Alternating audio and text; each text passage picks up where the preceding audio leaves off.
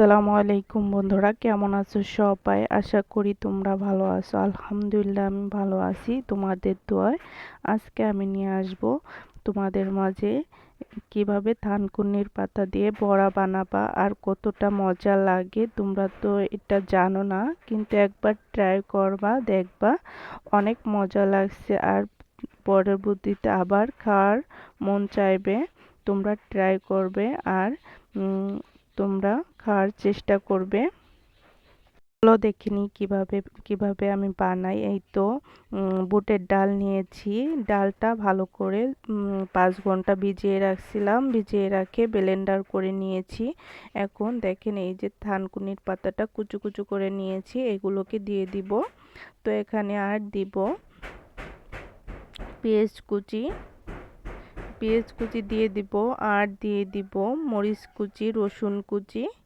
আমি রসুনটাকে কুচি করে নিয়েছি, আপনারা যদি মন চায় তাহলে ব্লেন্ডারও করে নিতে পারেন। তো এখানে দিয়ে দিলাম ধনিয়ার পাতা কুচি। তো এভাবে করে সব কিছু কুচি করে নিয়েছিলাম আগেই, আপনারা তো পারেনই কুচি করতে। তো এখানে আমি লবণ অ্যাড করলাম, হলুদের গুঁড়ো অ্যাড করেছি আর করেছি ধনিয়ার গুঁড়ো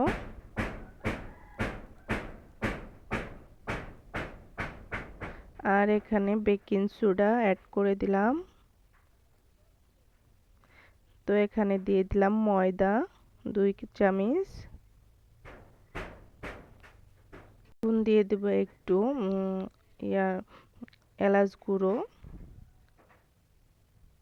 তো এখন সব কিছু মিলে আমি এখন হাত দিয়ে ভালো করে মেখে নিব।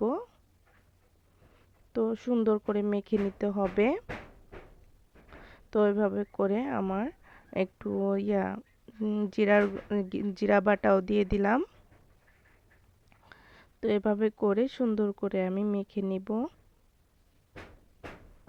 তো বন্ধুরা, এই বড়াটা কার কাছে কেমন লাগে একটু জানাবে, আর কে কে খেয়েছো তাও জানাবা। আর থানকুনির পাতা এমনিও আমাদের শরীরের জন্য অনেক উপকার। তো এভাবে করে বানানোর চেষ্টা করবা। তো চলো কড়াইতে চলে যাই। এই তো এভাবে করে আমি এটাকে বড়ার মতো শেপটা দিয়ে নিলাম ছোট ছোট করে। তো এভাবে করে আমি দিয়ে নিচ্ছি, দেখো সুন্দর করে আমি দিয়ে নিচ্ছি। এই তো দিয়ে নিলাম সবগুলো।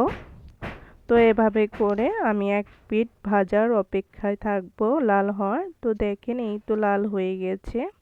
এখন একটা একটা করে উল্টিয়ে দিব। তো দেখেন সুন্দর কালার চলে আসছে। তো সুন্দর করে পিঠটা পিঠটা ও পিঠ করে দিব। এভাবে করে আমি উল্টে পাল্টে ভেজে নিচ্ছি। কতটা মুচমুচে হয়েছে আর কতটা ক্রিস্পি হয়েছে দেখতেই পারছেন। তো এভাবে করে আমি ভেজে নিব সবগুলোকে। এখন আমি উঠিয়ে ফেলবো।